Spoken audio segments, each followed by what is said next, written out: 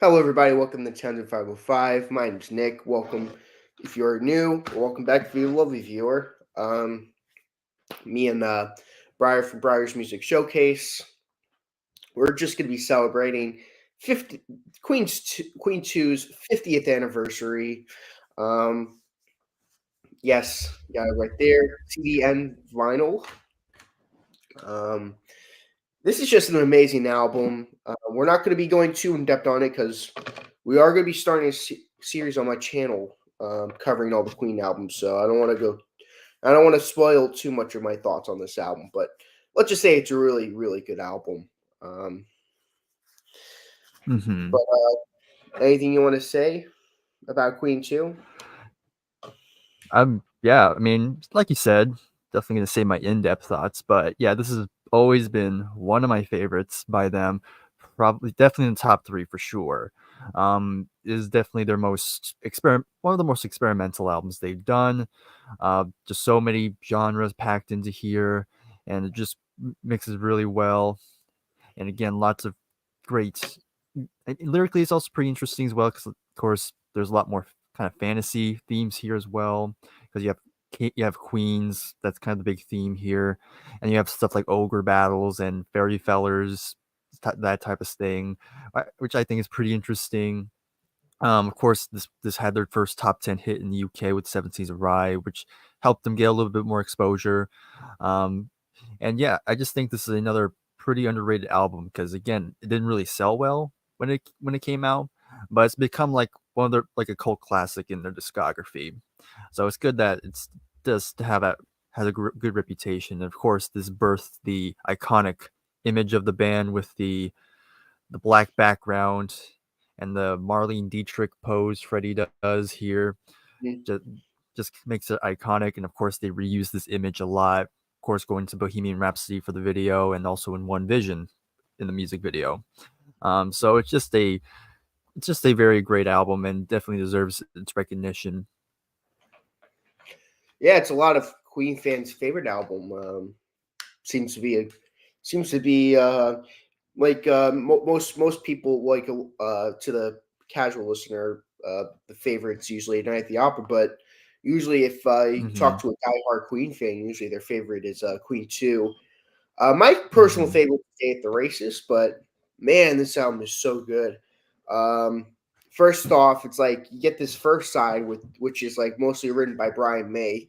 I think that's really cool that because going into this album, Brian and Freddie were starting to have different thoughts on how things should be around this time. hmm Brian Right. wanted to do more of the straightforward rock songs, and Freddie Mercury wanted to do more of the whimsical stuff. And without hmm breaking up, they were like, "Hey, let's just separate into two sides." Right, Which and that's why you get the white and the black as well, which is mhm, also demonstrated on the album because the outside's all black. That's supposed to be. I think it's Freddy's side. I think, yeah, Freddy's side. And then you open yeah, it up and it's all white. I haven't saved it on iTunes. The white side for all the songs that are on white the white songs, and then Mm-hmm. trying to and then when the ogre battle comes on, it's the black album cover, showing Cool. that the difference. I thought that would be cool when I did Nice. that. It is for me. Yeah, it's so cool. There's like two different sides. You know, you got the Brian May stuff, and he even got his first lead vocal on an album on this track. That's right. Yeah. Uh, Someday, one day, and even Roger Mm. Taylor gets to write a song for on that side. Granted, it's probably my least favorite on the album, but I think it's amazing. Love the drum intro at the beginning. That's really, really. Mm-hmm. Um, it's really underrated song, even though, yeah, like I said, it's my least favorite on the album, but that doesn't mean I don't like it. It's still amazing. Um, what's your thoughts on the White Side? Oh yeah, the white side, very good stuff. Um, just again, just it's mostly just Brian here, but I think he definitely gets to show off a bit more. His guitar work on the first side is really spectacular. Again, this is where they're really playing around with layering the guitar, just giving it a much bigger sound and even a much more grandiose type of feel as well, which especially you can feel on the beginning with procession going to follow the sun. Um, and so yeah, I just really enjoyed it. And I also and yeah, I will agree. Roger's song is probably my least favorite, but again, like you said, it's still very good. Great drumming on it, and Roger sounds really good as well. And of course, we gotta mention John Deegan. Of course, he hasn't really written anything for the band yet, but his bass playing is still top notch. So yeah, first side's great. Yeah, First Sight is absolutely fantastic. Father to Son is really underrated. And White Queen as it begins. As much as I love Black Queen, I think White Queen should also get Mhm. recognition for how great it is. Um, yeah, this is a really, really good first side. It's like an epic first side. But then you flip over to side two and you open straight up with Ogre Battle. And what's your thoughts on the black side, the Black Queen side? Yeah, I mean the black side is yeah the black side. Yeah, this is definitely Freddie just going all out. This is just totally him. Just so whimsical and just so grandiose and so theatrical, and yeah, I love it for it.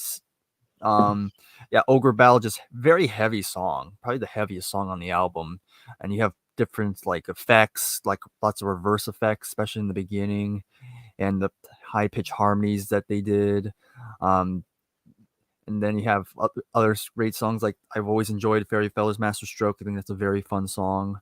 Then you have like a piano ballad with Nevermore, which goes into the epic March of the Black Queen, which is another one of my favorite Queen songs ever. Um, then you have Funny How Love Is, again, pretty pretty nice song, very kind of 60s psychedelic sounding in a sense. And then it closes off with Seven Seas Rye, which again was kind of a big hit for them in the UK. So yeah, I just love the second side. It's definitely my favorite side of the album. It's probably one of my favorite sides in their whole discography, really. But yeah, I love the second side. Oh yeah, side two is side one was epic, but side two is even more epic. if you could, Hmm. if you can even believe that, Ogre Battle is just one of their most epic songs that they ever made. It's so epic. Um, it is just so cool. Fairy Feller's Master Stroke is an amazing Baroque song. I'm a sucker for Baroque Hmm. songs, so Hmm. that tickles my fancy. Nevermore is a beautiful ballad. It's to me, it's a little too short. It's so amazing. I love the way Yeah, it's such a. I love the way Freddie sings on it. I mean, it goes without saying Freddie Mercury is one of the greatest rock vocalists of all times, but man, he really totally. sings. Yeah. March of the Black Queen. I mean, back then it was more underappreciated, but now I feel like this song is getting much more respected amongst music fans. Um, Hmm. amazing. This is like the pre Bohemian Rhapsody. It's like the older child of the Bohemian Rhapsody songs, and you got Bohemian Rhapsody, you got Millionaire's Waltz, but like I feel like this is where it all started when it comes to that. Hmm. I've always loved Funny How Love Is. Always love the lush Phil Spector kind of like the way the kind of Phil Spector approach to that song. I really, really like that song. Most people say that's the worst song on the album. I'm like, I don't get it. I always love that song, and I love the way. To me, it's like March Hmm. of the Black Queen Part Two almost. It's like the way it fades in, and of course we got the very very iconic Seven Seas of Rye. Um, I will give it away. It will not make it in my top five on when we review the album, but that's because there's just so many good songs on this album. It's if it was if Seven Seas of Rye was on the debut, maybe, but this album has too many good songs on it for Seven Seas of Rye Mm. to keep up with it. That's just my opinion, of course. My favorite song on the album's March of the Black Queen, but I bet that's Yeah. becoming the norm, to be honest. But Right. Yeah. how can you blame us? This is such a great song. It's like this thing changes constantly. It's such an interesting song. But yeah, Queen 2 is just one of those albums that like you listen to it for the first time. Like when I first heard this album, I'm like this is a good album, but the more I listen to it, the more I understand its value amongst Queen fans, and Mhm. it's slowly going up on my list. Uh, I forgot where I put it last time on my Queen ranking, but I remember it being pretty high. I don't remember. Mhm. Um, but I just really like Queen too. It's just like one of those albums that like you listen to and you're like, wow, you could definitely hear the passion going into this. Like you can hear Oh, that yeah. their first album was really good. Another fantastic album. Um, but you could just hear the evolution from the first album. Like the first album is like, hey, this is what we're made of. And then the second album's like, hey, you heard us doing amazing stuff. Now it's evolved that a little more. Like, Mhm.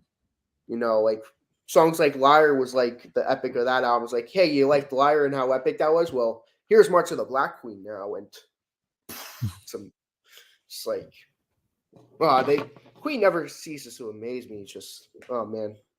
I'm looking at my ranking. It placed number 4 in my ranking, so Okay. one high on me and your list. You had it when we did the ranking. You had it at number 2. So Mhm. ironically, Queen 2 as your number 2. Yes, I know, right? Yes. um, yeah, this album's amazing. Yeah, any more things you want to say about Queen 2? Yeah, I mean, I would say I think Queen 2 is definitely one of those albums that definitely, opened my eyes to, because it definitely opened my eyes to what an album can do, in a sense. Because because when I was getting to Queen a long time ago, I had no idea about songs blending into each other, because I heard when I got into Queen, I binged the entire catalog, but not in, like, album order. I was just going to, like, random songs and just listen to each one. And I got to the March of the Black Queen, and it always, when I first heard it, it always kind of bothered me. Like I didn't know why it just abruptly ended. But that was before I knew it blends into Funny How Love Is. Um, but yeah, so it kind of introduced that concept to that sort of thing, and of course when I finally did hear the whole album from beginning to end, like it all kind of all the pieces came together now. So I do appreciate for that. Um, and yeah, yeah, like you said again, so top this was number 2 for a reason. Again, just so many great stuff in here, and I will say like a little bonus, like is like again, I bought this live album recently, and it has two CD pack, and disc one has the Queen 2 tour. And I just think it's really good. Again, you have a good snapshot of what the band sounded like around that time when they were touring the album, and yeah, they just sound so ferocious. Again, the whole band's just on fire at this point, and yeah, I just want to throw that out there. But yeah, at the end of the day, again, I love this album. Again, it's the one I go back to pretty frequently. So there you go. Oh yeah, it's such a great album to re-listen to. It's an album that invites you. It's like hey, if you're in the mood for just a straight up awesome rock album, listen to side one. If you want to listen to something more whimsical, listen to side two. If you want to have both, listen to the full album. Um, Hmm. Very inviting to like Queen fans. Like if you want one side of their sound, go to the first side. If you want the other sound, go to the other side. It's like I think separating it by sides is really good because like sometimes I just want to listen to side two, so I just end up listening to side two. Sometimes I'm like, I'm in the mood for side one, and I just listen to side one. So I think with separating by sides, it definitely allows me to like go back to it a lot more than some other albums. But yeah, it's sad that this album didn't do much at first. Hmm. Such a great album. But thankfully, their next album, Sheer Heart Attack, they actually got somewhere. Yes. And that's also Which going to turn 50 later this year. my birthday, November There you go. 8th. So it's funny, March 8th and November 8th. So I don't There you know. I go. don't know. Yeah. They had to think about releasing things on the 8th. That's Which, interesting. that is interesting. But yeah, hopefully we get to doing that video, celebrating the 50th anniversary of that album because Mm. that's that's um forgot where I ranked it. That's my third favorite album from Queen. So Oh wow. Wow. My number 2 was Queen 2, and your number 3 was the third album. I know they should have named it Queen 3. That would have been funny. Yeah, it's I'm excited to talk about Sheer Heart Attack because Sheer Heart Attack is always an album I enjoyed. Mhm. I watched your CD episode, which go on Brier's channel, Brier's Music Showcase, and he made a video showcasing his CDs and his vinyls of Queen. Mhm. So watch that if you're watching the replay because right now no one's watching right now. Um, yeah, this is a great album. I know Jason wasn't the biggest fan of this album. Yeah, he had this album at number 13 on his list. So Mm. which he's entitled to his opinion. Yeah, I remember the first three albums he wasn't a big fan of. Um, Yeah. I get it. But yeah, this was a must needed video because this is such a legendary album to me. Queen 2. And you said in your video the album cover is so iconic. That's right. I thought Bohemian Rhapsody was on that album when I first saw it. I'm like, Oh, yeah, I know, right? everyone thinks Bohemian Rhapsody is gonna be on the album. But no. I mean, Like the yeah, I only made that mistake too. like, oh my god, Bohemian Rhapsody, and then you look and you're like, oh, Not there. but then you look on a Night at the Opera and you're like, okay, it's on here. Mhm. Yeah, I feel like unless you grew up in the '70s and you were getting the albums as they were released, I feel like almost everyone's gonna make that mistake. Yeah, probably. Yeah, that's pretty funny. Mhm. Um, that's a mistake that most music fans could relate to. It's like, oh, we thought Bohemian Rhapsody would be on the album cover, not the music video. It's like, Mhm. nope, you are wrong. Sadly, but my little brother even said he's like, well, they should have put the Bohemian Rhapsody thing, the song. They should have did the Night at the Opera that, and then Queen 2 that. I'm like, I get where you Yeah. come from, but Yeah. I Of course, I think don't think they hadn't really finished Bohemian Rhapsody at that point, yeah. hmm yeah, my little brother's slowly listening to more Queen, which I like. That's good to Um, know. Yeah. his favorite album by them is it's gonna be controversial, but it's Hot Space. He's like, I don't care. Like Okay. I'm Okay. like you go off. Let You him yes. cook. Let him cook. It's a hot space, so yeah, he needs to cook in that. Yes. It was my favorite Queen album for the longest time, but it slowly is dropping Hot Space for me. I still really like Hot Space though, but this isn't talking about Hot Space.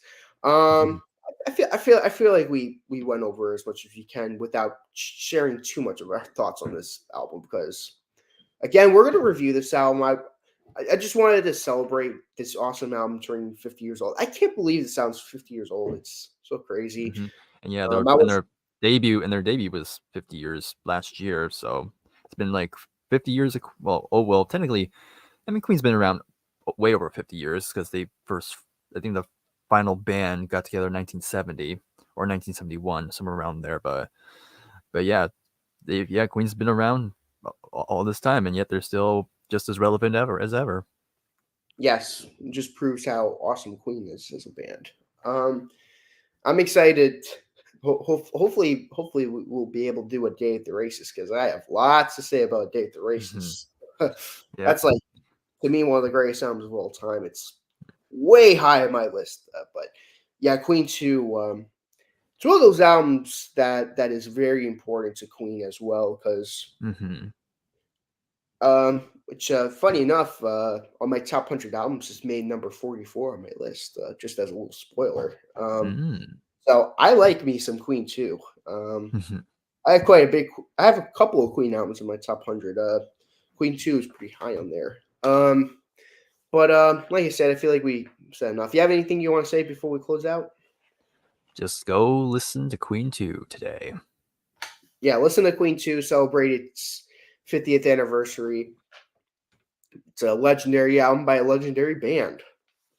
Um, Thank you guys so much for watching this. This is just, like you said, this is a very brief video. I know it's 20 minutes, but brief video on why this album's awesome.